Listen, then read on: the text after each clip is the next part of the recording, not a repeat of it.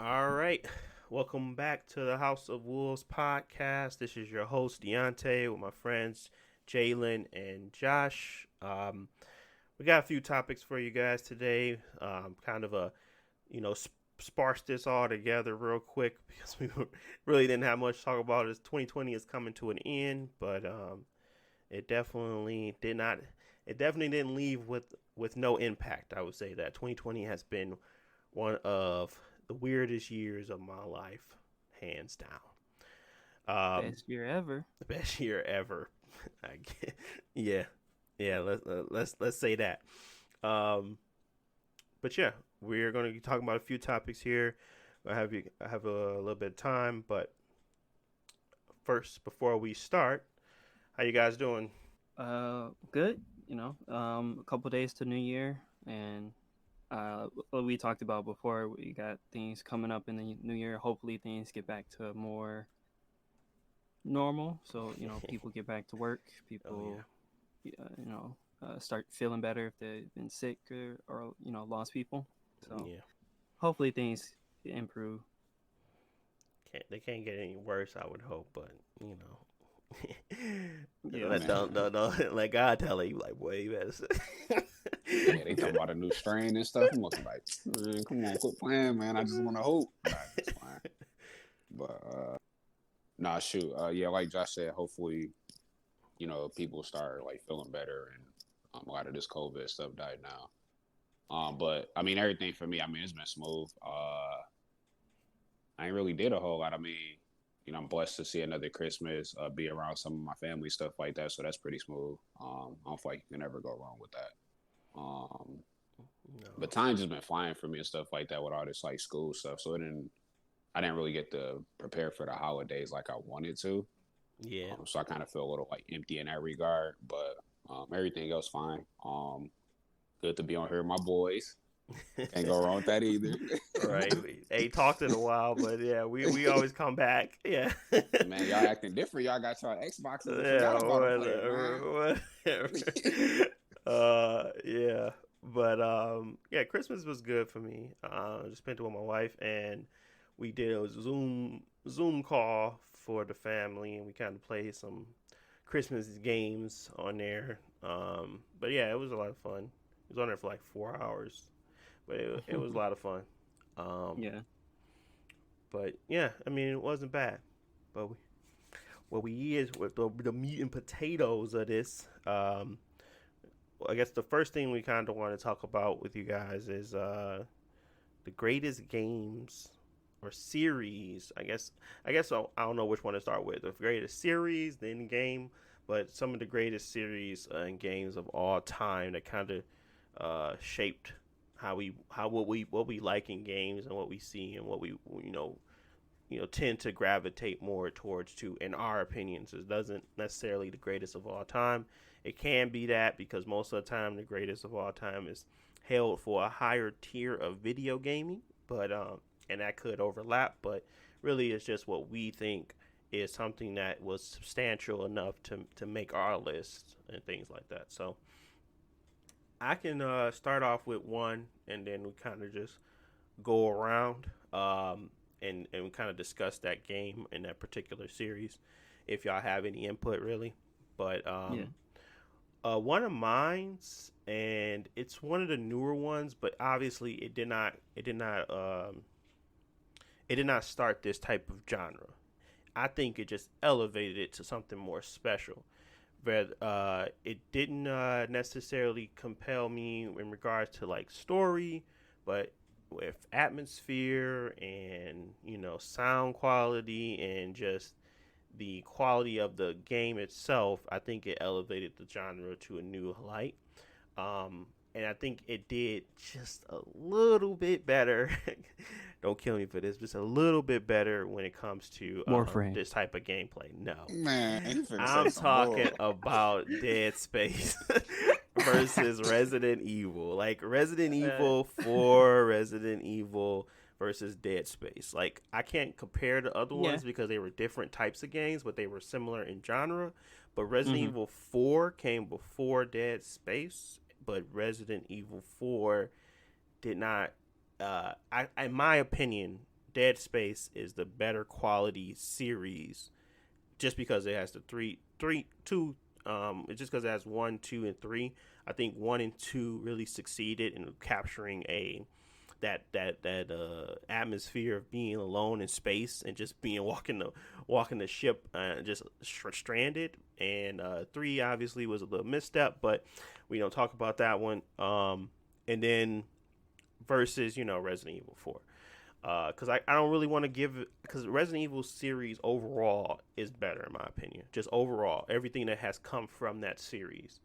But I feel like comparing Dead Space and Resident Evil 4, Dead Space did a lot more to create an atmosphere than I think Resident Evil 4 did, even though they both were very high in regards, in my opinion. They both really was something I really enjoyed to play.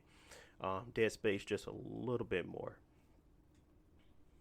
Yeah, I agree in general. I think Resident Evil has a lot of good games, but it also has a lot of bad games. But overall, Dead Space, especially those first 2 games, they had good, like, new and interesting combat.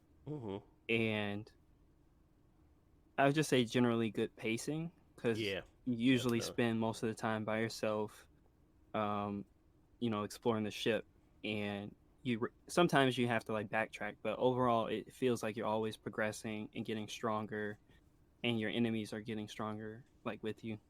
Which I always enjoy.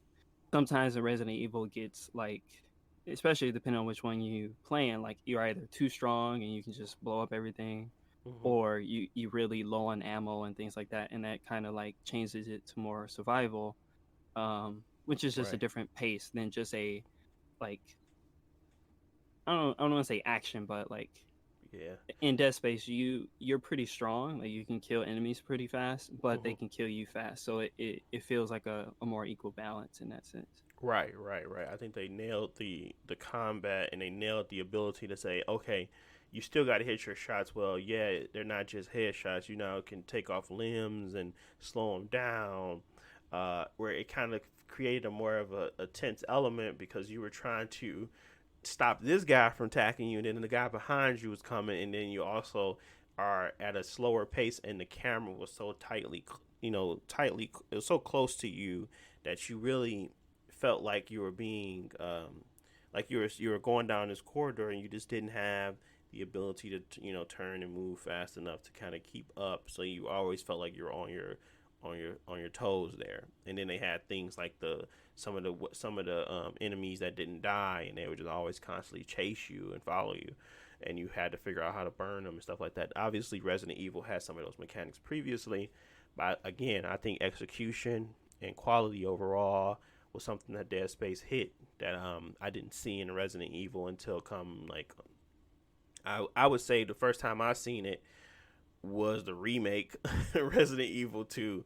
That's the first time I really saw that type of vision and like the create and that polish that I was looking for, because Resident Evil 5 didn't have it for me. Resident Evil 4 didn't have it, but they definitely were genre defining games, and don't lose that in this conversation, because I really do hold them to a high regard just as much as I do Dead Space. I just think Dead Space just a little bit better. Yeah. You have to be a lot more. I remember, so I'm not a Resident Evil fan. I didn't play Dead Space 1, but I did play Dead Space 2. I remember, obviously, the higher the difficulty, they make stuff more scarce, things like that. But I remember, I felt like when I was playing it, I had to be more like mindful of like what I had to do, and that's what like really drew me to the game, because it wasn't necessarily a puzzle game, but you like, what people liked about the old Resident Evil, they like, well, I need to be cautious about how I kill these dudes. So I want to waste my bullets and kill them now because they might turn into a Crimson Head. But then I'm gonna have to face them later on, and I might not have that many. I'm gonna have better guns, but at the same time, this not the area where I want to fight them at. And, you know what I'm saying? So it's just stuff like that.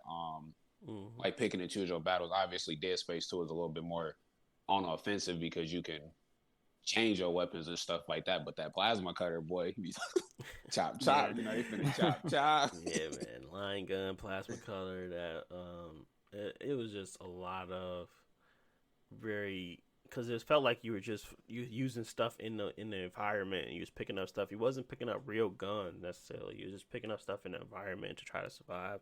And that plasma cutter was going crazy. I mean, it was basically meant for a surgical tool, but you were using it as something else. And I just felt like that world was built a lot more.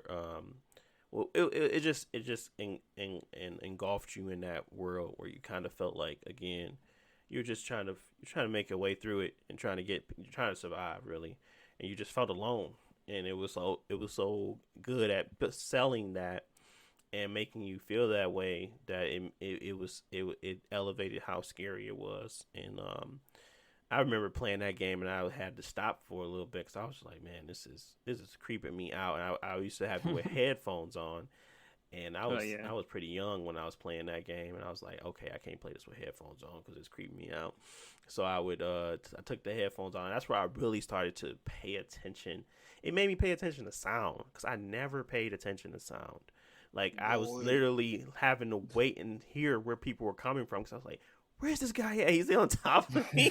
And it was like, it made me pay attention to sound so much more than any other game, I felt like. Because they'll give you a cue on screen. But really, Dead Space said, forget all that. Forget all that hue. Forget all those icons. We ain't giving you nothing but a health bar and your ammo counter, and you got to figure out the rest out. That's what I really liked about it. Yeah, especially like you said with sound, because in 2 they made that enemy that like hide from you. Yeah, and he'll like charge you, but he'll run away and hide somewhere, and you don't know where yet. So it just makes you more aware. Mm-hmm. And I've always liked with Dead Space that they tried to make the enemies. I guess they weren't really smart, but they would do things to like switch up your behavior. Like they'll jump into a vent and then they'll come out in a different place. Mm-hmm. So it made you have to be like more aware of the entire room that you're in. Yeah. Whereas like games like Resident Evil, it's more like memorization. Like it's always 3 enemies in this room and they're gonna, attack you. Yeah. But they don't really interact with the world in an interesting way to make you feel like you're being followed, I guess. Right. Yeah. I think go ahead. Not my bad. I was just about to say, I remember playing Dead Space 2. Like, I don't know how you just playing the headphones on. I had to make sure it's daylight. I'm looking like, man, I remember hearing them babies crying. I'm looking like, man, what's going on this shit, bro? Everybody dead. Next thing you know, I forgot what the babies did. It's been like 10 years since I played it, but it was they had they them, blow up.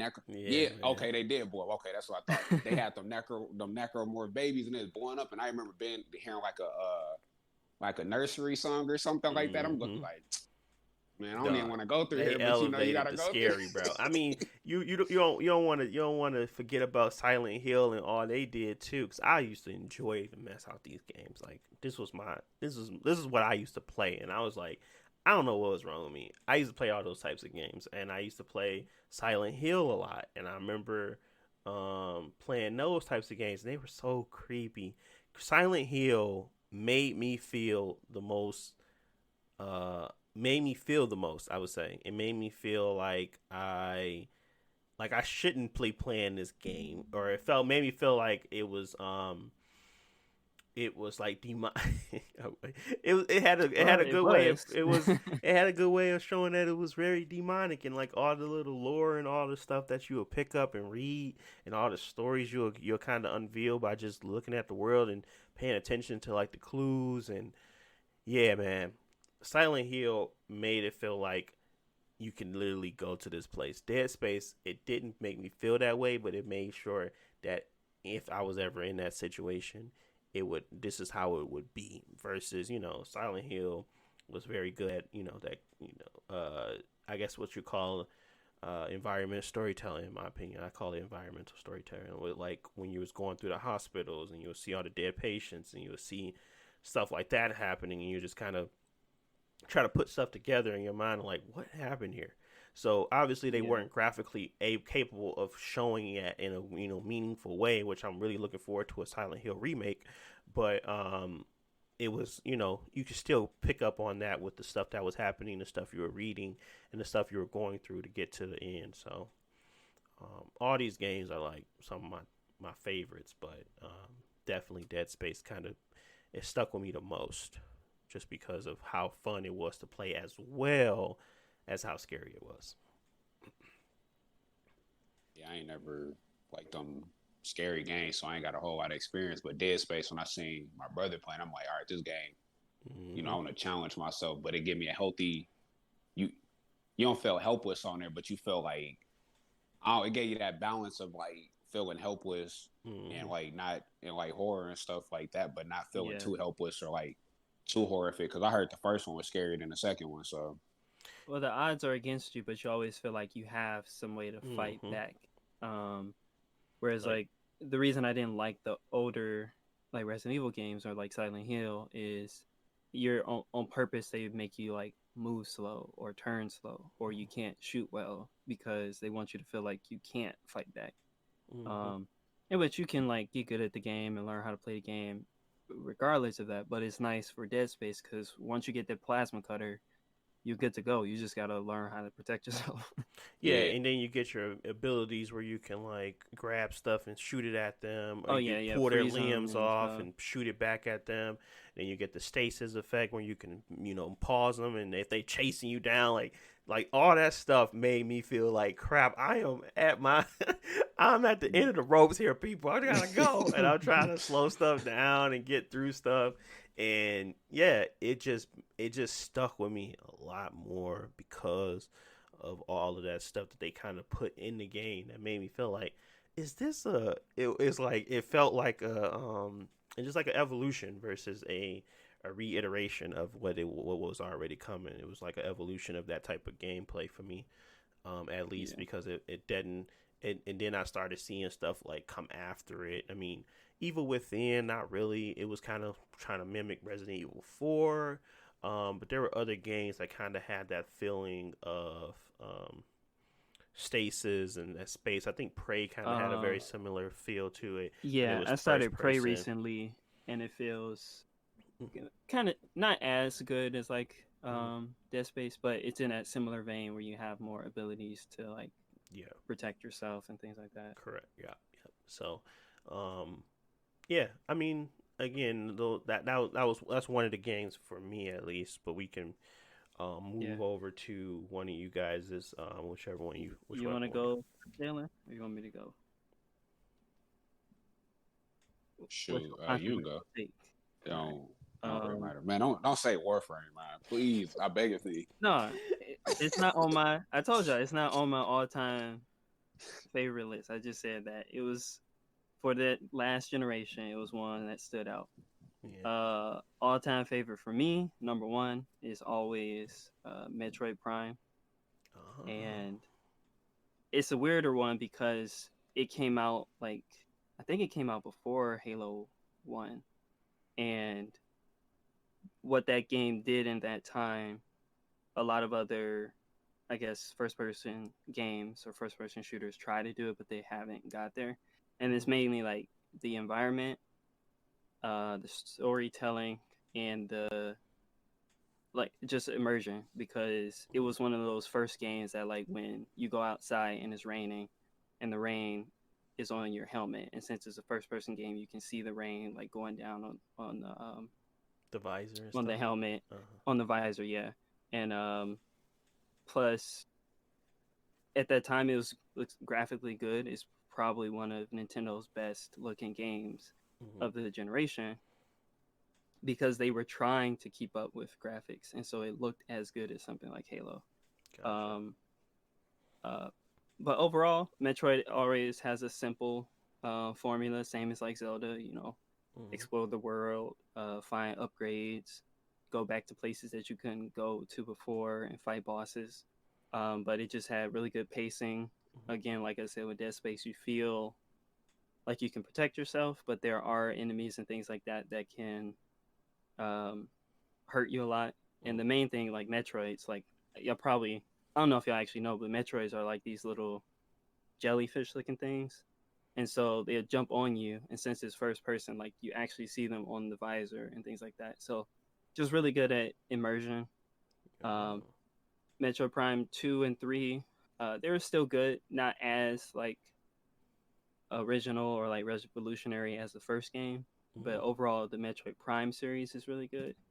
And just Nintendo for some reason never cared to go back to it, Do you even though all three games sold well and they were all critically acclaimed. So do you feel like the switch to, well, I guess, what do you feel like the 3D Switch in Prime did for the genre itself, like those Metroid games?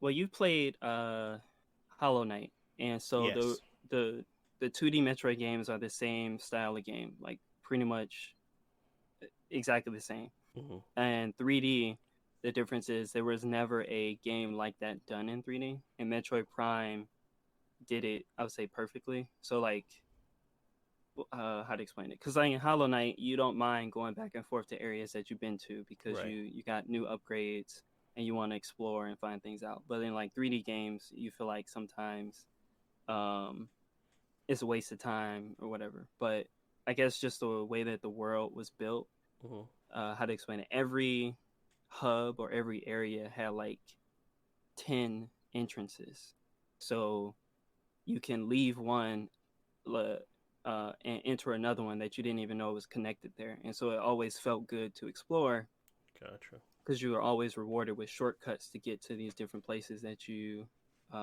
liked. Okay.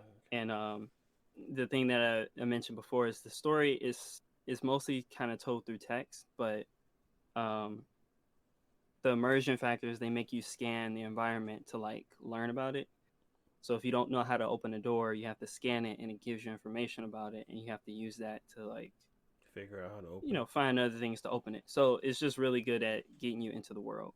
Um, the closest game I would say that has a similar world design is like Dark Souls, where you can got shortcuts, or Bloodborne.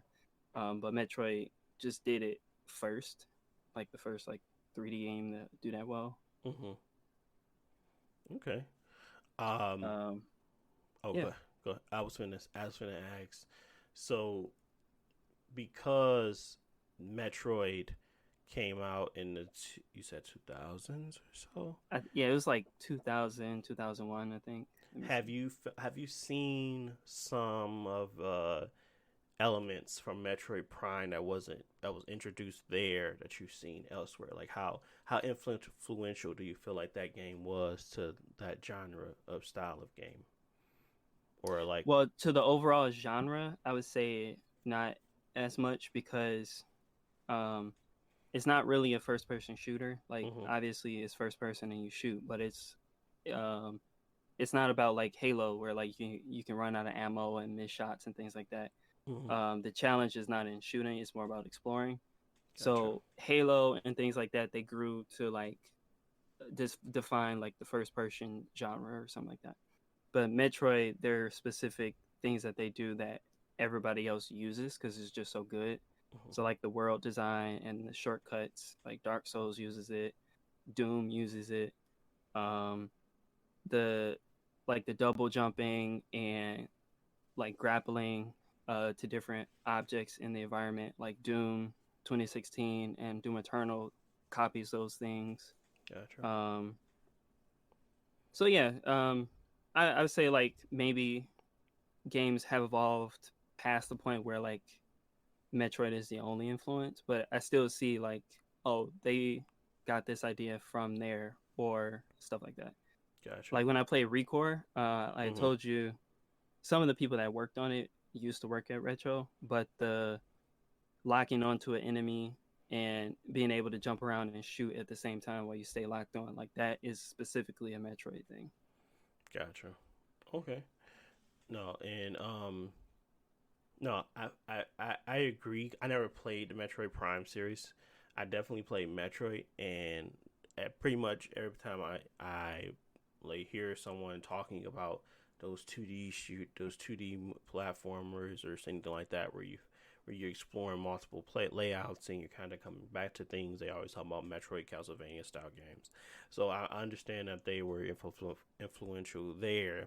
I just wanted to see what Prime really did to kind of not only elevate what they already had accomplished on their 2D games, but what they also influenced after, um, which is really, I guess, that what really brings together that generational or greatest of all time type feel, because then they kind of expand on that and they kind of make everything like Grand Theft Auto 3, like that type of game Mm-hmm. where everything else after it was kind of similar, because this is where they started to introduce open worlds where you could walk around freeform, and it felt like, refreshing to kind of be able to be in a 3D land like that.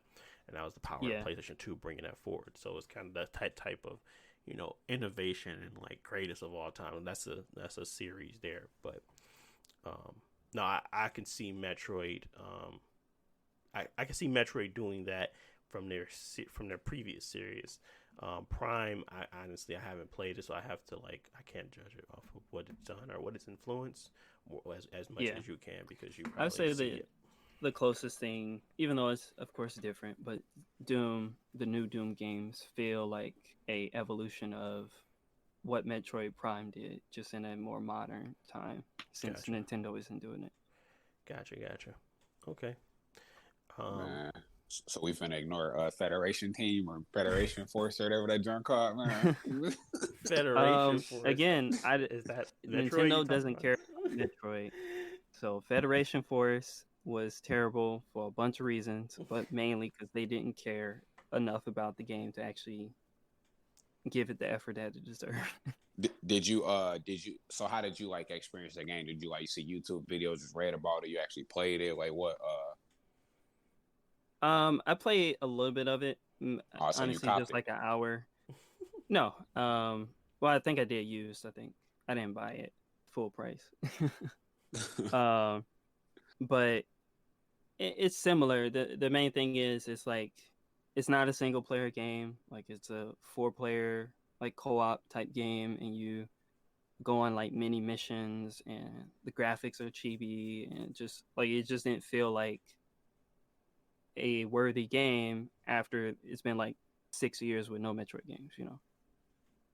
No, I feel it. I remember I forgot how that mode was demonstrated. I remember you were sick. I think we was roommates at the time too. That junk was funny, man. But Yeah. Because I mean, like I said, Metroid Prime came out the same time as Halo, and if Nintendo gave it the same effort, it could be as, popular as that. But they just don't care about it, so it's what it is. Like they haven't even re-released the thing on the Switch, so we'll see. is they didn't say anything about a new Metroid game at all, right?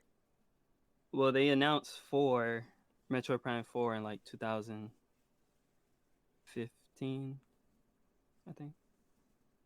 But that game not coming out soon because they keep like every couple months you see in the news like we're hiring a new boss designer. Like the game been in development 5 years. Why are you hiring a boss designer? It's in development hell, basically. Yeah. That's what it sounds like. Because I think that if they gave it to somebody like, called up id and they made Doom, or they call up somebody who's good at making games already and have them do it, then they can make a good game. But I feel like Nintendo is trying to like, oh, we want Miyamoto to direct it, and we want the Zelda people to do this, and we want this. Like, y'all don't know what y'all doing, so just give it to somebody who experienced. No, that definitely makes sense. Them that- your boys, man, they hard headed. That ain't Nintendo's way. They like, no, we can do it ourselves. We got this. We need to keep all that in house. Yeah, they want to keep it in house. Yeah, so I mean, I get And that, but they just ain't got the. I mean, they got talent, but they don't have the cutting edge people that we made Uncharted, so we know what is best for this genre. So right, yeah. So they're not. It's like trying to make these types of games with no understanding of it. I mean, we've seen people pull it off. I mean, you look at Respawn; they was able to make a third person action game. Well, yeah, yeah. And it was pretty successful, and they were mostly shooters, first person shooters. So, I mean, we could see it happening, but you never know. Hopefully they pull something together. Definitely. Hopefully the people making Mario Party and Mario RPG games don't mess with it. You're talking about those Paper Marios. Paper Mario. Origami Stars, Sticker Star, Boo Boo Mario. You still ain't get it a chance, Jalen. Man, what? You think I'm finna give that game a chance? You ain't bought like the last Nintendo ain't 4 games, right? Right. You might as well give it a chance. Bro, you telling me you want me to allocate time out of my day, allocate money to Nintendo's quote unquote premium product where they not finna drop the price on that joint? Shit, they got me bent. I can't even do it, bro. Like, I played Sticker Star, bro. That game was demoralizing, man. I ain't never felt so hopeless in the game. I'm looking like, man, they gotta be. It's gonna get better, man. I was playing that mug. I'm looking like, so why am I fighting enemies again? Like, I'm using resources to fight these dudes, and they literally give me the same resources back, except I'm getting coins. I'm like, man, I ain't playing this game. But I told GameStop, take that junk back. Then they told me I can't take games back because I've been returning games too frequently. All right. Yeah, and that's a weird series because I saw somewhere somebody said that Nintendo a couple years ago that said no, they can't create new characters for Mario. Whatever that series is called, I forgot. Paper Mario. It has to be characters that already exist or non-human characters. That's why the last game has like teacups and plates as characters instead of like Dry Bones Jr. What? That's goofy. Yeah, they not they like Disney, bro. They just acting different, man. Like they not the same company, man. Man, I think they've been the same company. That's why that's the problem. They've been that company since the first came out, and they just can't really change at this point. They're too stuck in their ways. So I mean, yeah, but it's just stuff like you would see stuff like remember when they had Street Volume 3 and they had Mario and you know what I'm saying? Like that type of stuff. Like they don't do that type of stuff no more. Like they be coming out with these kid games or I mean, I'm not saying not kid games, but like they come out with like literal doo-doo water and then charge you $60 for it and be like, yeah, we made a premium game. I'm like, no. Like, I mean, even stuff like Mario Hoops, like I don't know what they be working on, bro. Mario Hoops is tight. Yeah, Mario 3. Man, I used to be going crazy on that DS. Boy, I be tapping that screen to get all them coins. Don't get me started on that. Yeah, I think y'all.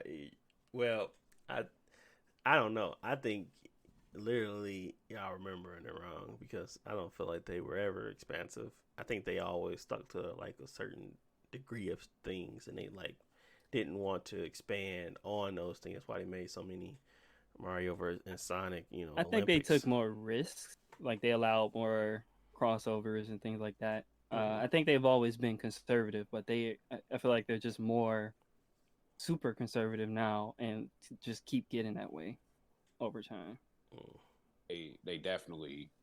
I mean, I could be biased. I felt like like Josh said, they're more conservative than what they were before. Because I mean, last time I checked, the whole Final Fantasy VII, Nintendo and Sony like split type of thing, disc versus cartridge. That little that split was because of like essentially there's like conservative and stuff like that. But it was like at least on the GameCube, they gave you like little different options. Like you can do the Game Boy thing, plug it up, or you can play Mario Party with the mic and stuff. And then they got to that Wii, and then they started acting a little different. And you was just kind of like, and they started slowing down with some of their games they came out. I mean, think about the Switch now. They ain't got no games on there. The DS, the GameCube, like they came out with way more stuff. Like, and it would be more like less like mainstream stuff, and it would be more like riskier games, like the. You know the difference? On the GameCube, Nintendo made and published a rated M horror game called Eternal Darkness. Nintendo right now is not going to make a rated M horror game.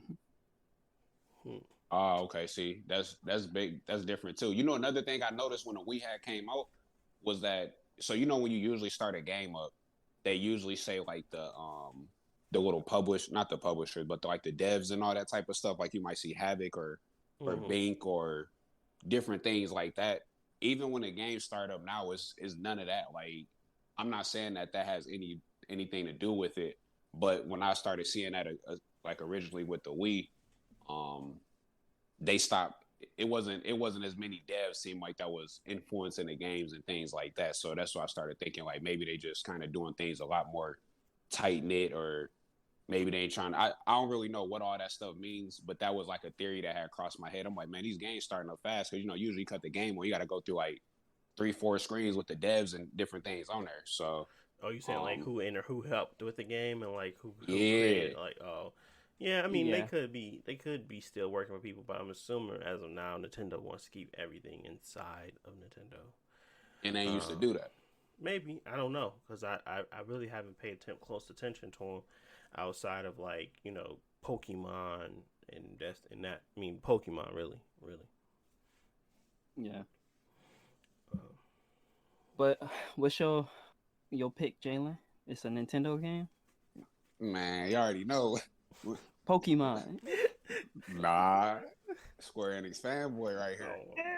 oh, Report Square Enix fanboy here. Nah, but I think my favorite series, and it's not my favorite, it's one of my favorite games of all time, and people probably gonna hate me, but it's alright though. 'Cause I know Josh got my back on me.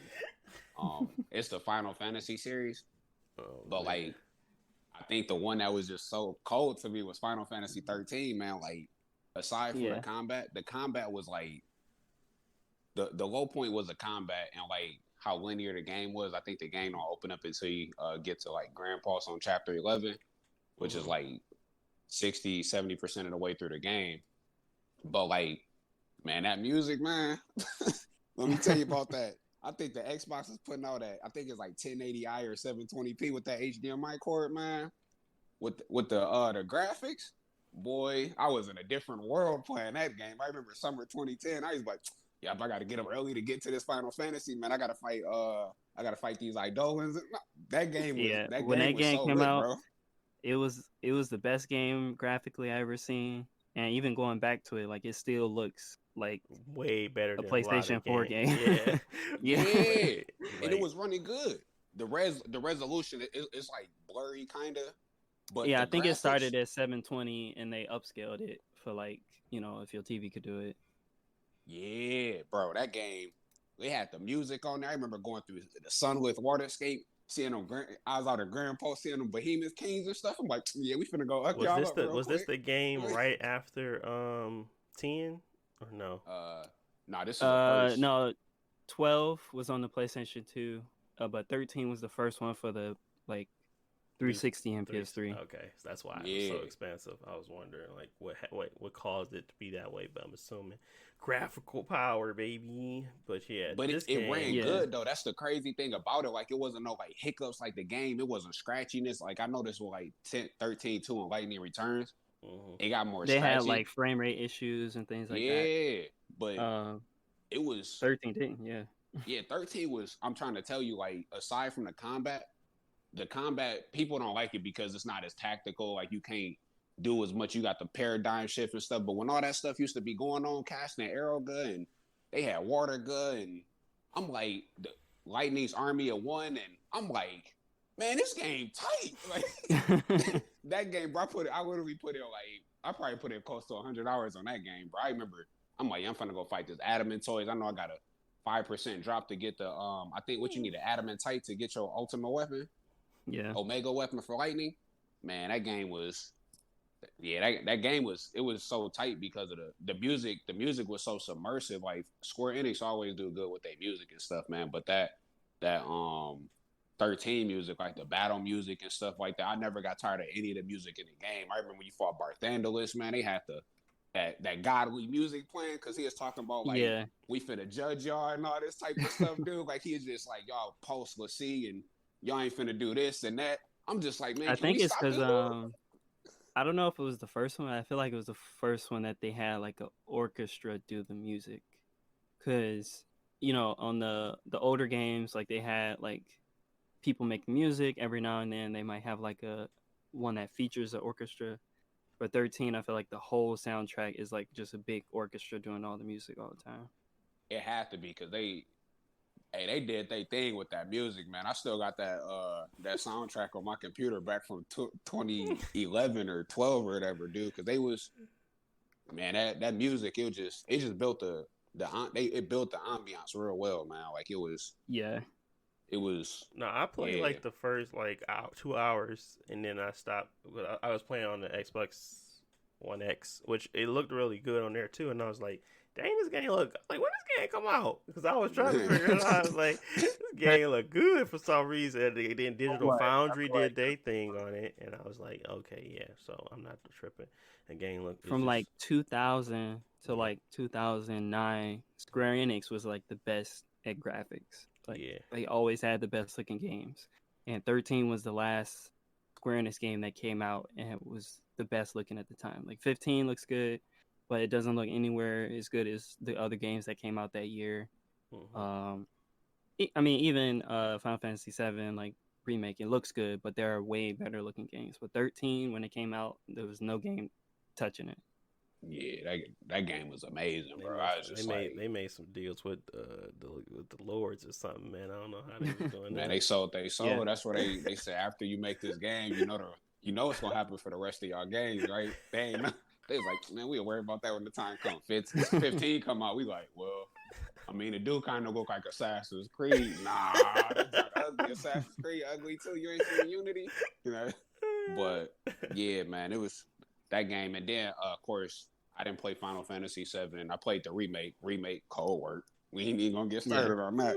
And then I played 10. I actually like 10 a lot. Like 10 had a good story. Not to say 13 didn't have a good story, but 10 had like a real good story. Is real interesting.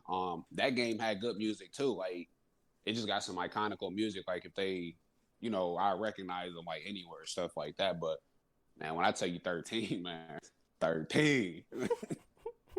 Yeah. So There are better Final Fantasy games, but that one, like Jalen said at that time, was like amazing. I thought it was amazing when it came out. Um, And the so music, you still listen to the music, don't you, Josh? yeah, I got it on my phone. See that music, man. so what do you guys feel like? Because I mean, I'm assuming that you don't feel like 13. Do you feel like 13 for that time, or encompass the like isolate every last one of them? Do you feel like 13 had the most impact out of all of the games from Final Fantasy, or what do you feel like would be the most impactful of all of the games? When you say impactful, Like it are you saying? changed how people wanted to see games played in the future. It had such a strong presence in like the gaming community. So I'm talking about like Grand Theft Auto 3 changing how we kind of played open world games. We switched from 2D to 3D.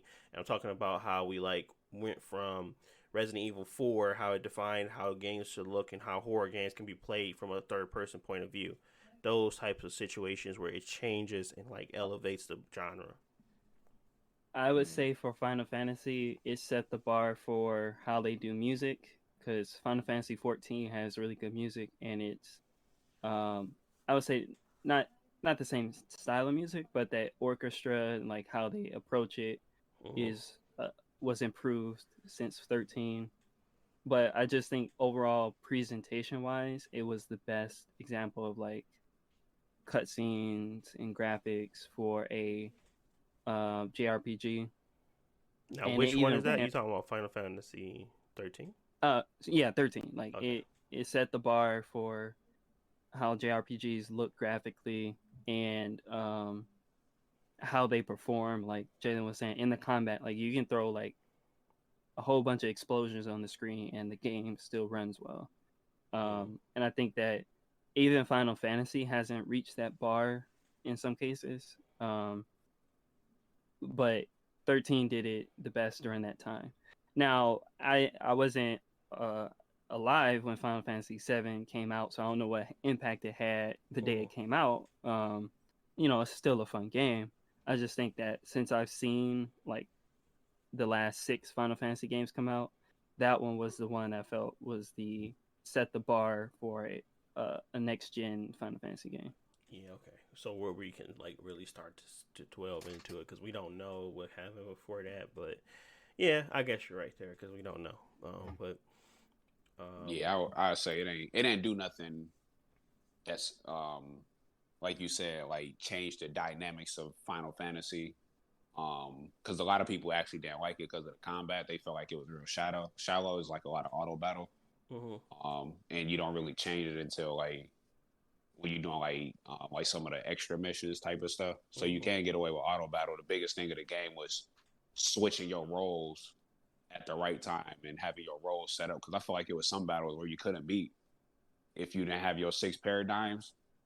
If you didn't, if you, because you can choose your roles for each of your players. So you got 3 dudes, or no, I think it's 3. You choose 3 roles for 3 people, but Mm-hmm. you couldn't manually choose them. You had to set them up. So if I want role A for the person 1, role B for person 2, and role uh, B for person 3, that could mess me up if I ain't got the right roles, because I might need to be able to heal faster or something to survive this ultimate attack, but I ain't got enough healers. So it's just stuff like that. But like Josh said, I think it really set the bar for the music.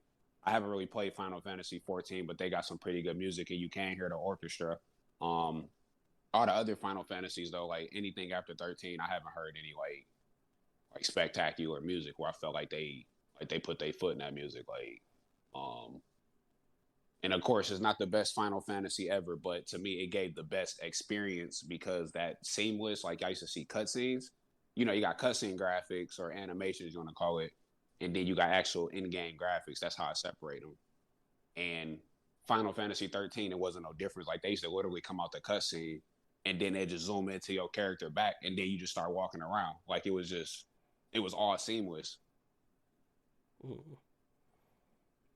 No. Okay. Well, I mean, that can still be, I guess, what you can consider changing for even like I guess I don't know. I guess because polish is different than actual redefining or changing how something works.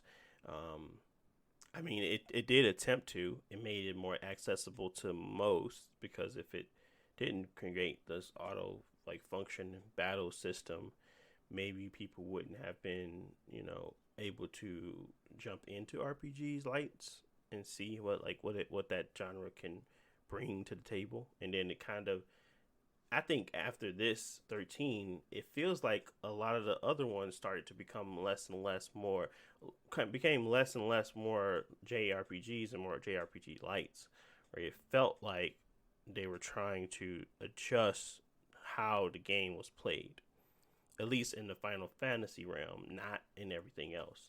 Everybody else felt like they was kind of still trying to do the same thing, or they were trying to capture something that Final Fantasy already did. Whether they went with the new program or the old program, it was still all Final Fantasy. So I did feel like it still had an impact because um, the games I've played recently that was JRPGs, I'm not sure if Persona came after Final Fantasy or not, but Persona feels like something that was very mimicking to Pokemon, but then it kind of feels like Persona also dwelled into other things that kind of created their own flavor of what a JRPG is. And then there was other games that came after that I played. Something recent I played that was a JRPG. It was, dang, I don't remember. I know it wasn't Bravely Default is Square Enix, so I'm assuming they're gonna have some type of similarities. But it was another game I played recently that was a JRPG. Now I can't remember it. Was it Xenoblade? Yes, Xenoblade. Xenoblade felt like it took on some similarities of that auto battle stuff, and you kind of switching and changing your stuff as you go. But it had an impact. It felt like the impact was felt because of something that Final Fantasy did with their systems. So Yeah. Every Final Fantasy game, they wanted it to be completely different from the other ones, so a new battle system and things like that. mm-hmm.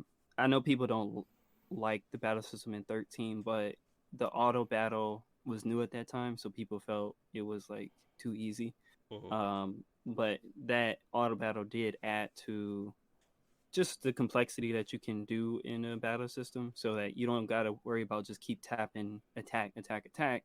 Mm-hmm. It's gonna attack, and now you can look at the other things and be in control of your whole party at the same time. Right. In real time instead of it being like turn based. So I mean, it's a different style of game. It's preference. Like some people are just gonna prefer like an action RPG like Final Fantasy VII. Mm-hmm. But it was at that time still very innovative with their battle system, with what they were doing. Okay. Like I remember Child of Light. I was playing that, and it felt very similar and You different. got another game, Deontay? Me? Uh, y'all can hear me, right? Or Okay. some? Yeah. Yeah. Um,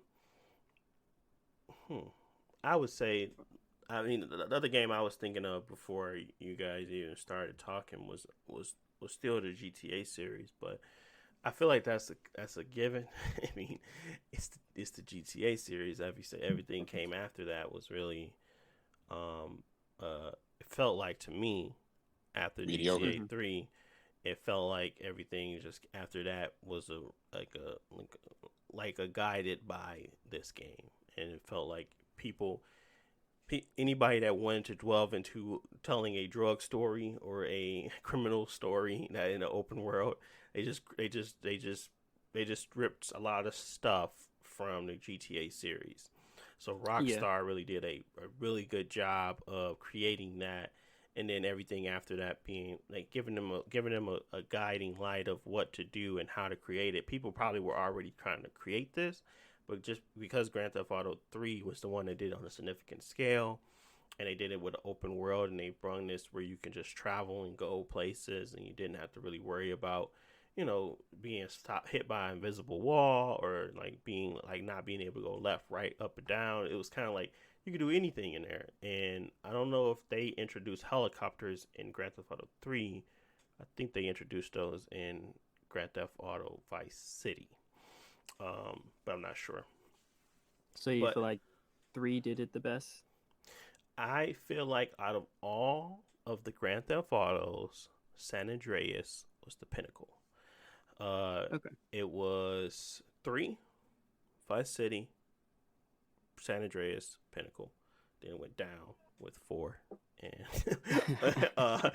and 5. In my opinion, I feel like the storytelling got better, definitely, but the gameplay did not keep going up in the route I thought it was, because I thought it was going to start adding in even more RPG elements, because San Andreas had that. They had elements that you made you feel like, okay, you had to pay attention to this, that, and the third, and then they kind of dropped it, off in the other stuff. They introduced the internet, they introduced this, that. It wasn't as impactful as having a stature person the most, being able to go get haircuts and changing your way you look, and like that's a RPG. And then you to drop all of that and kind of go back to a very tailored back approach to that, made it seem as if it wasn't the pinnacle no more. It wasn't going up, it was going down. They did graphically and it was graphically impressive, but that's not what I'm looking for. That's how I'm more so interested in the gameplay, because I got used to doing stuff in San Andreas that just wasn't in Grand Theft Auto 4, and yeah. So I think San Andreas had the best. It was at the pinnacle. It had a decent story. It had funny moments. It had a gang system. It had territory takeovers. You had to protect territories. It had so many different elements, like Dynasty Warrior elements. It had a bunch of stuff that you felt like this should be in this type of game, but it was. And that's why I felt like it was a strong game. And that was the first time we really saw a black lead character. And that's been very impactful to me, even though he was a terrible person and he was doing crime, but it was still a black lead in a game, and they tried to incorporate that into a game, and I never seen it happen again. But not in a meaningful way, at least. And now that was, in my opinion, the pinnacle, and everything else,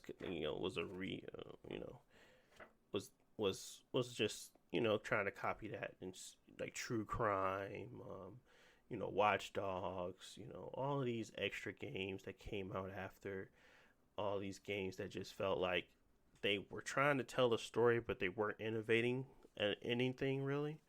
So yeah, I feel like that game was a generational leap forward and that it kind of rippled effect off to everything else.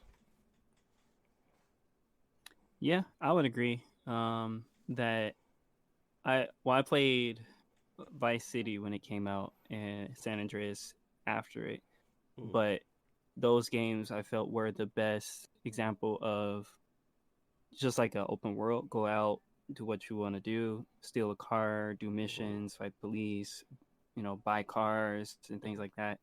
Um, because you had that freedom to do it, and it just felt like the perfect sandbox to do it. Yeah. Whereas like when you move on to the other games like 4, like they tried to improve some things, but they lost a lot of elements in that as well, or it's just not as good. Mm-hmm. And 5, like the storytelling I think is way better, and they got better missions, but the world I don't feel is as interesting or like Mm-hmm. fun to just explore and just go out and do things in the world. I feel like I'm just going from mission to mission. Mm-hmm. Um, so yeah, I think they defined what a open world, like third person open world game is Yeah. with those first with 3 and the 2 games after. Yep. I think they really. I mean, they set the tone. I think, and the tone kind of got misconstrued. I think because of I don't think they'll ever go back to a type of story like they told in San Andreas because it was not only it was controversial in itself because Grand Theft Auto was a controversial game in general, but it was also depicting us in a way that may not have been the best. So when I think about Yeah. that game, them having chicken spots and all this other stuff, it yeah, it was messed up, people. We know, but it was still my favorite game of all. It was still one of my favorite Grand Theft Auto games. So I get it, looking at it from a more seasoned lens now, but at the time, I was just looking for representation, and it felt more inclusive than anything that I played previously. I felt like I was actually not saying I was seeing myself on the screen, but it felt like I was able to create similarities and situations that I would see happen, and it was interesting sandbox to run around in. I'm not saying I was running around with RPGs and stuff like that, but it was just that the conversations they were having during their cutscenes and the talk they were talking about and all that stuff. It felt like they tried to at least be inclusive in that one because these were the the iterations of they had the Vice City, they had the Miami, and then they had the West Coast and all that was San Andreas, and Grand Theft Auto 3 was the mafia, the Italian mafia and stuff like that. So they were trying to make sure they hit every culture really, and they misrepresented it in every way on each one. But still, it was fun to play at that time, and it was less of a you know, um, I guess woke. I would call it. It was less woke than it is now, but I really Man, enjoyed that. man, get your Hotep helmet, hat on. Let them know what we saw, how it made me feel. Like, no, San Andreas was just a good game in general. Leave me alone. I'm not finna debate with you about what it did or what it felt like. I was like, no, I didn't care. I wanted to play that game, and I would still go back, and I still play that game to this day. And when the PC got a hold to it with the mods and all that stuff, that was where they really got fun. So I don't care what they're talking about at all. Man, Was don't it a let bad Dr. Umar influence? Johnson hear you. Yes. Was it a fun game? Yes. Exactly. Hey, Dr. Umar Johnson gonna hear you, man. He gonna be like, "Black brother, why you?" Letting them appropriate us like that, man, because it was fun. It's like, bro, Grove Street, the Ballers, all that junk was hilarious to me, at least. And then they introduced like separate, they introduced like parts of the city.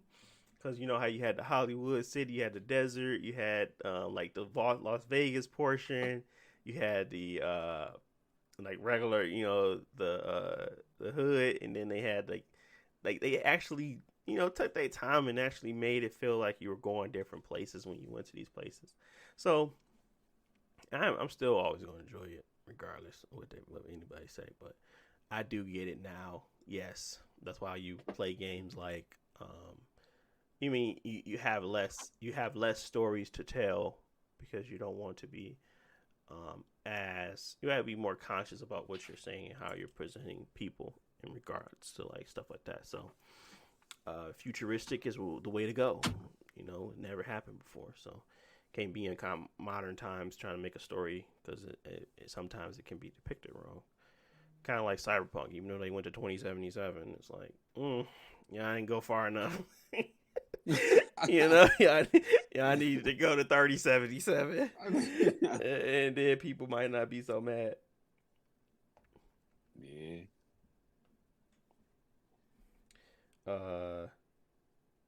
Yeah. Okay. Yeah. Yeah. So, all right. So I guess we can move on from there because it has been about an hour of just talking about our greatest games of all time, which is fine. But I guess one other thing that I wanted to talk about before we kind of wrapped or not before we wrapped, but something I wanted to talk about as well was the Game Awards. I wanted to talk about this after we talked about our greatest games of all time because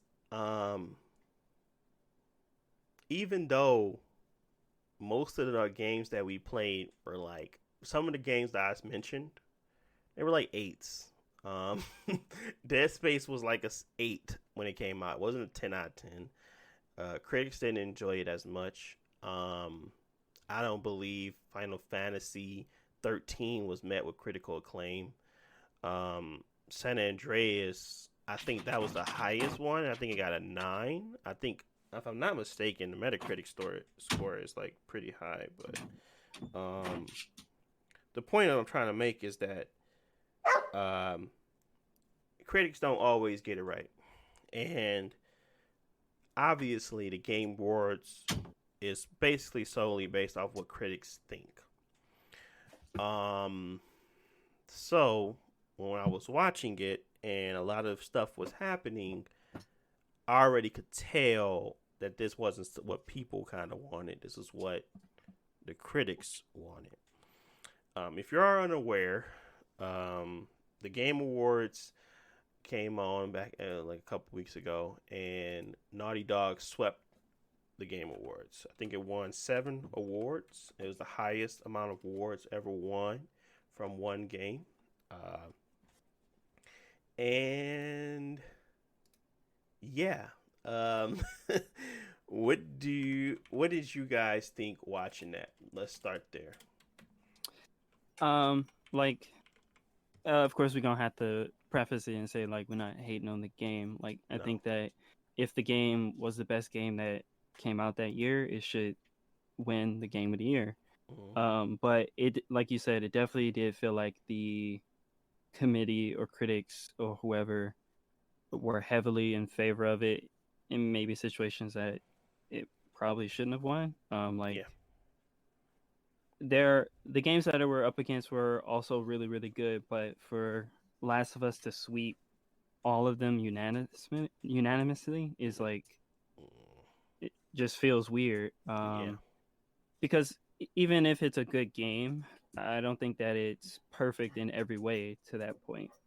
So it's just weird. Every now and then, like, you might see something like God of War go up there and they win like half of all the awards or something. But every now and then, something else might pop up and say like, they just had a better soundtrack or best direction or something like that. So, yeah, it was just weird to see that single game just sweep through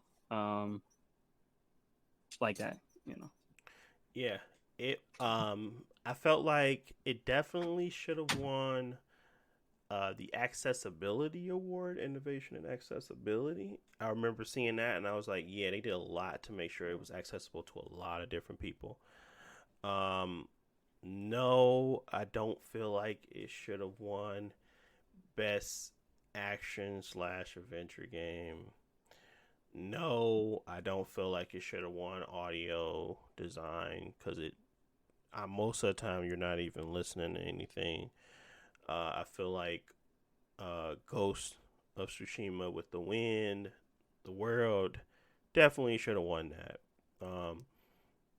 Narrative, whatever. And you can give it to them. That's totally fine. Because I'm someone that actually liked the game. I just know for a fact it wasn't a great game. It was a okay game. Narratively, graphically, all of it was okay. I wasn't blown away by how Last of Us looked. I wasn't blown away about how the world was perceived and what we were kind of going through with it because it all felt very similar but more polished.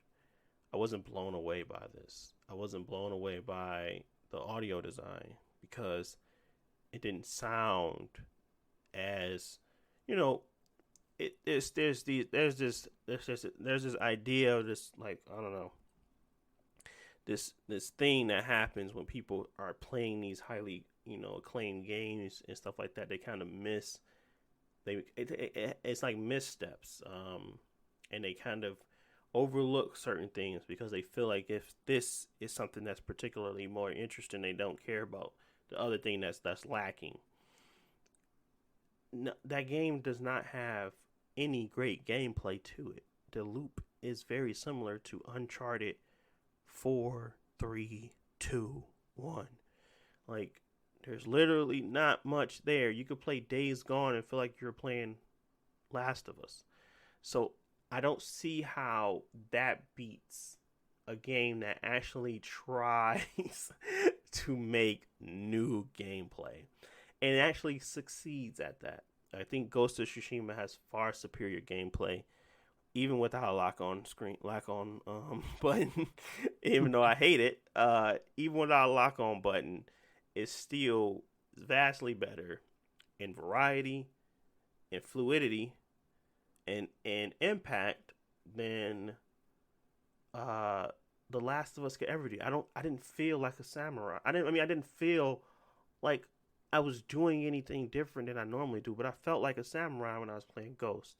So to see that game get snubbed for best adventure game is kind of ridiculous to me. I could give you the knock of game of the year because Jin was just not a good character in my opinion. He just felt bland. But I cannot give you game direction because that game was vastly still superior in direction. It had a sense and it had an identity that is stuck to so well that most people that played that game said this is the game that's going to make you feel like a samurai. This is the game that's going to make you feel like you're in that feudal Japan or whatever. This is the game.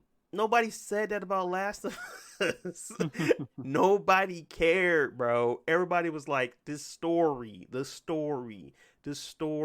And I can give you narrative. Yes. But to say game direction, no. I cannot give you that. I cannot give you game direction. And then they have Final Fantasy in there as well. And I was kind of like, I haven't beat Final Fantasy, so I don't know if that should have beat over The Last of Us. I don't know because it's a remake. I don't know how that game direction would have come into play. I don't know if they made you feel like you were this merc and you were going through this futuristic world. But I know what Ghost did for me. And I know that it was definitely more impactful than it was to play Last of Us. I still go back and play Ghost just to run around and, play in the world because it feels realistic. Even though it's not the most graphically intense game, it's still, it resonated with us so much in this direction and it stuck to that same direction so well that it didn't matter. It felt like you were in these vastly beautiful places all the time and you're kind of going through and you were trying to save your land. and then to see that get snubbed by The Last of Us, that just, in my opinion, had no sense of direction most of the time. They brung it together by the end of it, but honestly, the whole point of the game was to understand that revenge is not the answer, but then you have to go down this path of just constantly killing everybody to get back to your revenge, and then say, when by the time you get to it, it's not the answer. But you just killed everybody else, and now everybody else go on revenge. So it makes zero sense. That's not good game direction. Where also with with the awards, what they do with when they select like games like this is it's also for like not publicity, like they're gonna get paid for it, but they want to get that recognition for the choices. And one thing that illustrates that is the best performance category, where they have it's like 6 nominees. 2 of them are from The Last of Us, like Abby and Ellie. It's like the reason that they chose them, like maybe they do good performances in the game, but you could have chosen 1, but they chose 2 because they know that this is the debate about the game, that people are going to argue about who is better. Whereas you could have looked at a game that wasn't nominated for performance, like Final Fantasy or anything else, and chose the best single character from The Last of Us 2 in that category. I think I'm okay. The reason why I was okay with performance, because both Abby and Ellie had to try hard to make this game work. Honestly, they had to try very hard to make it even remotely good. Because if you were just to pull those 2 actors out of it and just tell a story that this story was supposed to be, it will fall flat even worse than what it did. So in order for this game to even work, I understood the amount of complexity that come into making these actors trying to try hard to make it work. So I wasn't even mad about them both being added, to be honest, because I don't want to say that these characters weren't compelling, because they were, because that's why I beat it. I'm saying that the more so the delivery of said characters wasn't great. So Laura and Ashley, these are both Ellie and Abby's, real life characters. I mean actors. I feel like they put in the best performance that they could do with the script they were provided.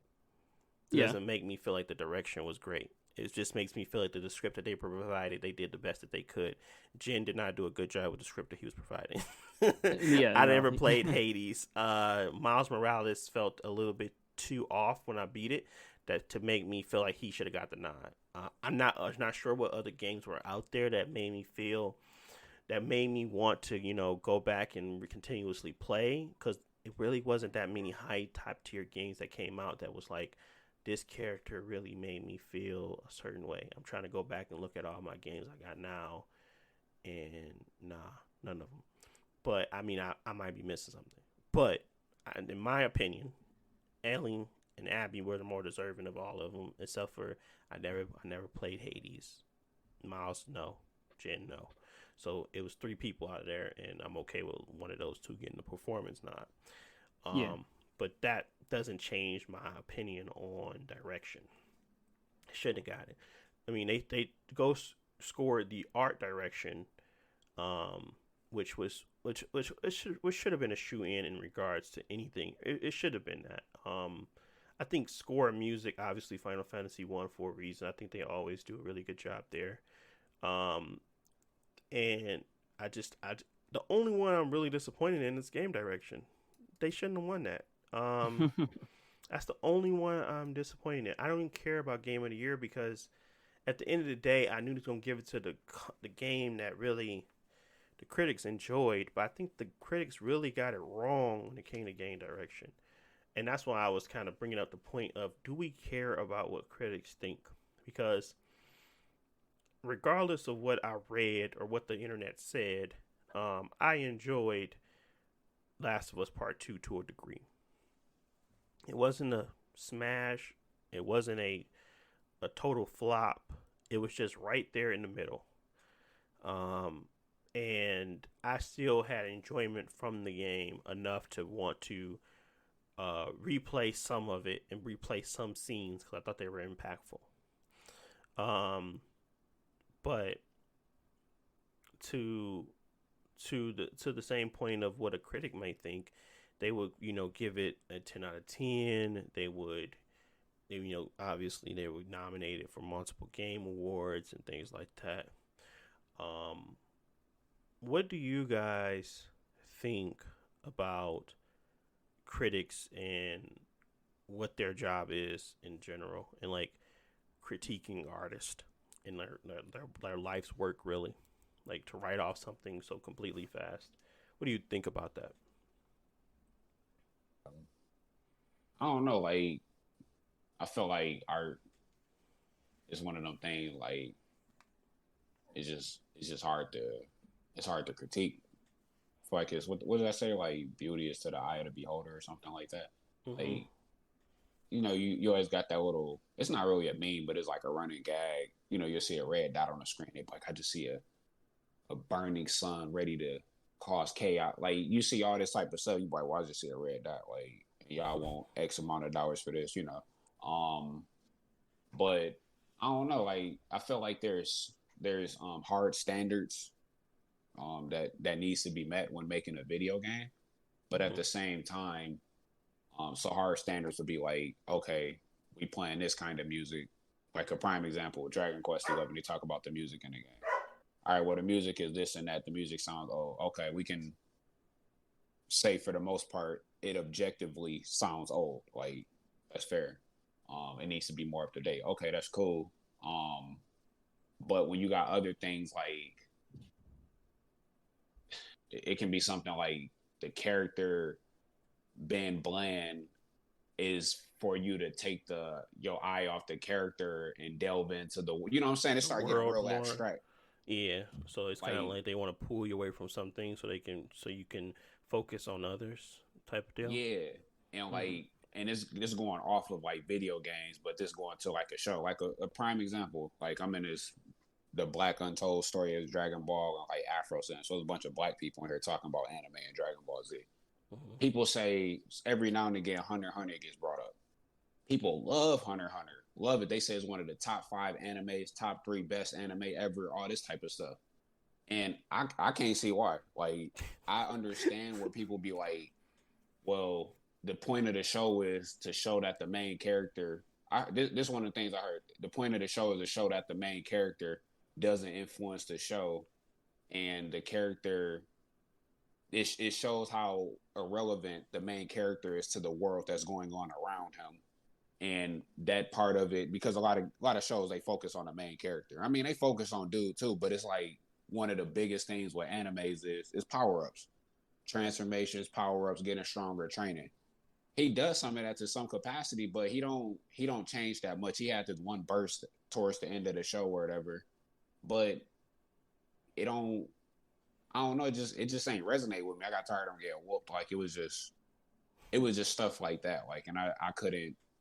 Basically, what I'm saying is, I feel like my standards and other people's standards are like different, and to that same statement, that's the same thing with the critics. They might just be a little bit more seasoned and have a better objective view, and getting paid off a little bit, but a better objective view because they've seen so much and different things like that. But I feel like critics is hard. So with that being said, I know it's kind of long with it. I look at what people say about the game and why they said this and why they said that.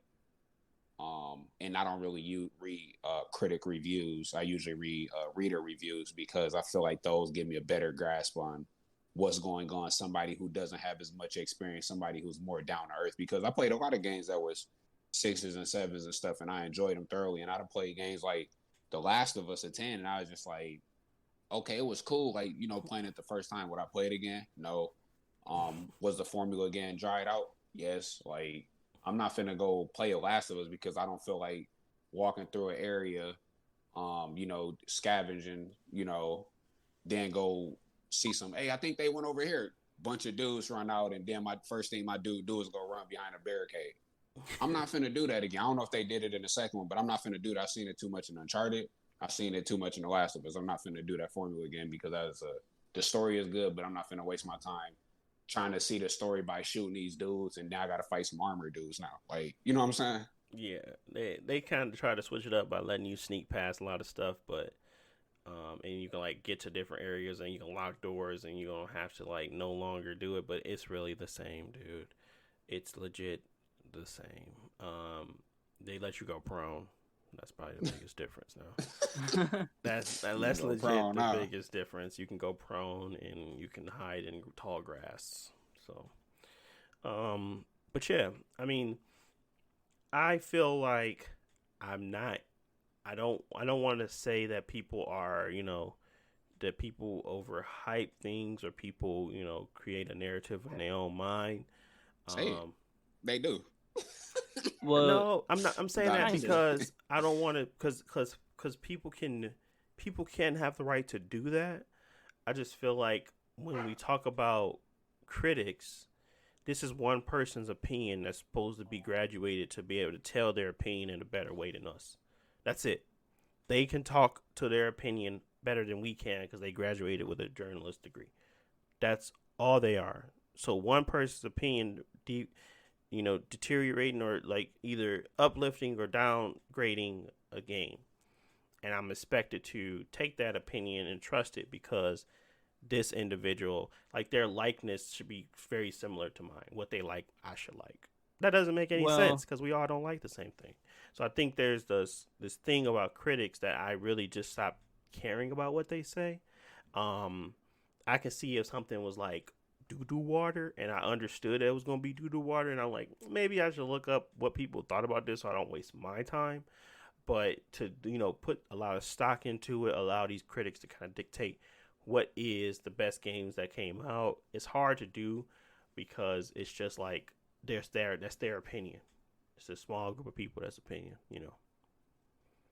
Well, it's always going to be an opinion, but I think a journalistic opinion versus a critique are very different. And the issue that I think a lot of people have with reviews is that they're not, I would say in a true sense, critiques. Because I've had critiques in class for like my art or my project or things like that. And a critique, it really should be like, yeah, part praise, like you did this great, and the way that you implemented this is good, but also constructive criticism where if there's something I didn't do well, you are able to articulate why it's not done well and how it can be done better. But they don't do that. Whereas like you'll read a review and they'll say like Cyberpunk, like I've seen it, like Keanu Reeves did a bad job, or he was miscast. They probably should have picked like someone better. And like I can understand that, like he's like, you don't like Keanu Reeves' acting, but you also are missing the point of why he is in that role, because that type of character that he plays is that type of character, like it's a typecast. Like that role is supposed to be that way. He's supposed to be like weird or awkward because brash. That's the type of that's the role that he plays. That's why they chose him. So if they wanted somebody who had a different aura or personality about them, then they would pick someone who fit that. But he fits that role perfectly. Right. So you can say like you didn't enjoy it personally, but I think that not by acknowledging its purpose, it can become confusing to people, because like they say like they didn't like it, and then you'll play it and you're like, oh, I loved it. So like what's the difference between our two opinions? Right. Same thing. Like we might talk about like movies. Like there are people that said that the last Harley Quinn movie was trash, and I saw it. Like I enjoyed it a lot. I didn't really like. It's not perfect, but I enjoyed it a lot, and I think that's something that two things that critics have to get better at critiquing, and not just throwing opinions out there with like. I think it's all the clickbait nothing to back it up. I think it's kind of like people are looking to get more people onto their sites and whatever, so they start to lose their journalistic. Because I don't remember it being so weird before. Like everything had to be involved with something else, I just felt like people would just give opinion on a game. That's why I watch AC. That's why I be listening to ACG a lot because he just he has an opinion. Sometimes I don't agree with it, but he's honest about it. It's not like it's ever Yeah. gonna change. But with these other people, I just feel like their opinions change too much for me. Like they had like something that they hated in another game, but they had like it in this game. You know, that's what I feel about people, and I'd be like, y'all not telling the truth all the time, and it's like, Yeah. it feels weird, and I guess I'm just over critics because they never get comedy right. Period. So every time I watch a comedy movie, I'm not going to a critic to tell me what I find subjectively funny because they don't know. So I have to always go watch the movie if I feel if it piques my interest enough. I'm going to watch it. Never go. That's a opinion for life, people. Don't go to a critic about comedy. And one thing subjective. I do want to say is about critique is that reviewers get wrong all the time is a lot of people like to say like a fresh opinion should be like a fair critique. So if you've never played a JRPG, your review should be treated equally as other reviews. And like, yeah, your opinion should have its same value, but that critique is not experienced enough to give a good a good like review on it. Like you see all the time, like I'm reviewing Kingdom Hearts 3, but I never played a JRPG. Like, why are you reviewing it?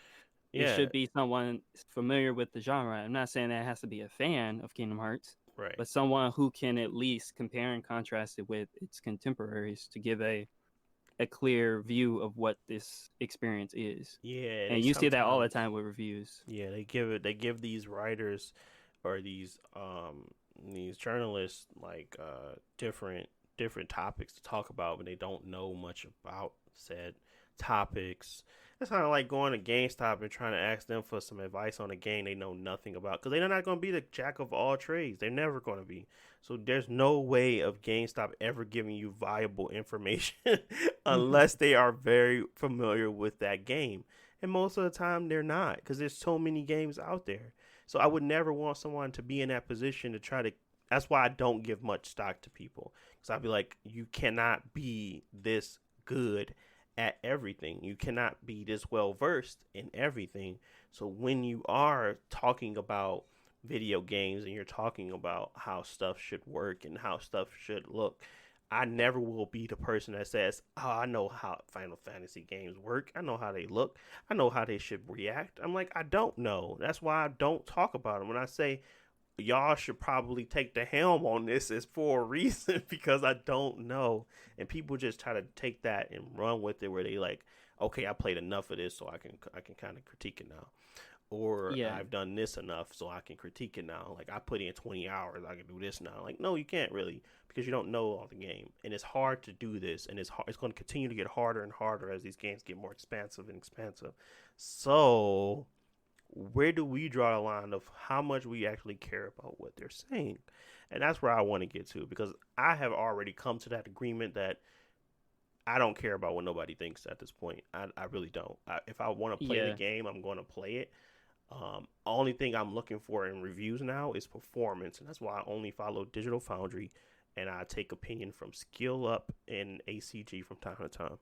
But that's really it. I don't really talk. I don't really take anybody else's opinion into consideration, because I don't care at this point. Yeah. I mean, for me, I still always buy the game based on my opinion, unless the game just has bad performance or something. I'm not gonna get it, or wait or something. Right. But if they're like, the game is okay or something, it's still gonna, I feel like, should be on the buyer to make that decision, because like, you might just still enjoy it. There've been a lot of times that ACG doesn't like a game or doesn't think it's done well. Right. But at least I value his explanation of it, so I can see his point of view. Right. Even though I might not agree with it, I can see where you can come to that conclusion. Yeah. But a lot of reviews, like, I see, even if it's a positive review, like Gears 5 is the best game Microsoft has ever made, from Ryan McCaffrey. I'm like, never mind. I don't need all that. I don't need it. You know it ain't. We know. We already know it's not. Stop the We know cap. you get Stop the cap. overexcited, Ryan, but Right, Ryan was talking about they gotta have best games coming soon. It was like they're getting gearing up to finally say that they're going to have nice exclusive. Like that ain't been proven. That ain't been proven. the Microsoft drought is finally Yo, over. bro, that's what he said. Yeah, I like Man, that he ain't off the been perkies, proven. man. That ain't been proven. Ryan, you need to simmer down, buddy. That I boy off the like. perks. I don't know what's going on with him.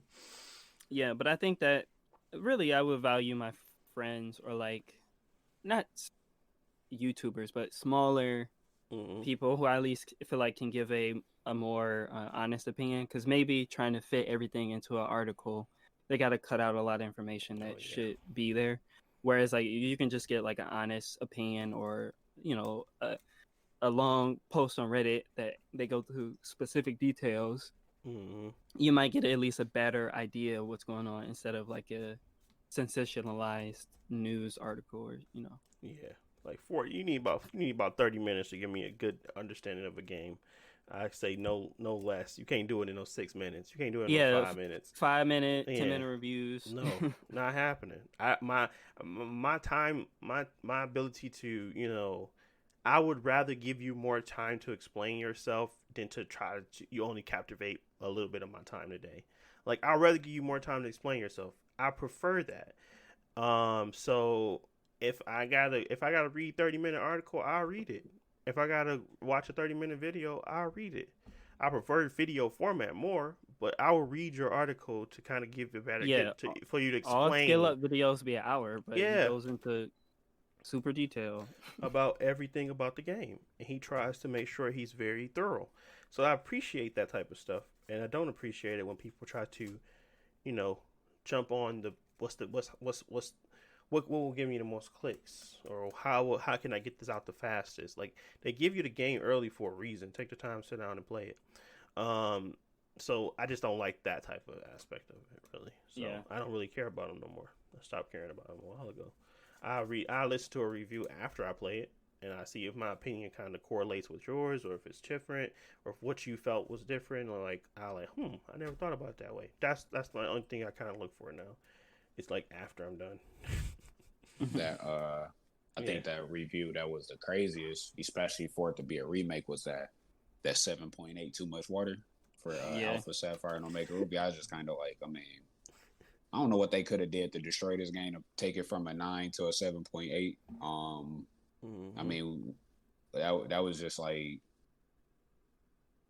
I was just like, I don't even need to play the game to know that review is wrong. Like, like it just didn't make sense. Like I get what they're saying, but I'm like, the game got a 9 before, so I don't know. Yeah, I don't like Too Much Water is just that was just beyond me. But I don't know. Maybe they felt like the game is newer, so they need to reduce how much water in the game, even though it's a remake or something. I don't know, but that was just.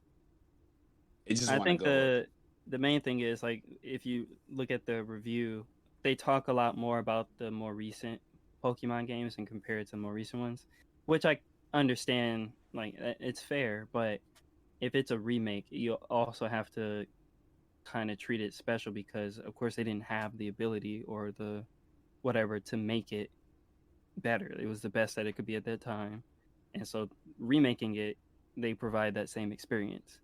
And for remakes, they're kind of weird because is it better for somebody who never played the original to review it or not? I just think that, especially that review, they just focus too much on like the newer games because they keep talking about like Pokemon X, but Sapphire came out like 10 years earlier. Yeah, it's off the perks. Yeah, man. But yep, we are at time, people. But like I said, we got other stuff we want to talk about with you guys, but unfortunately, we have a short amount of time we can. But next time, be 2 more weeks from now. Next month, 2-week Monday, you'll see another episode from us where we kind of try to deep dive. If you guys have any opinions on what you want us to talk about, obviously leave it in the comment section below. This is going to be on YouTube, Spotify, Apple Podcasts, anywhere you can listen to a podcast. That's where it'll be. But yeah, thank you guys for listening. Any last words before we head out, people? Shoot, just make sure y'all stay safe as always. Don't stay dangerous. Is that what you? Nah. Man, that vaccination out, man. Oh my goodness. That vaccination. Man. Yeah. That's people in Chicago got to stop going out to parties. Yep. Next time on House of Wolves podcast, Black people and vaccine. That's the whole thing. That's the whole thing, people. All right.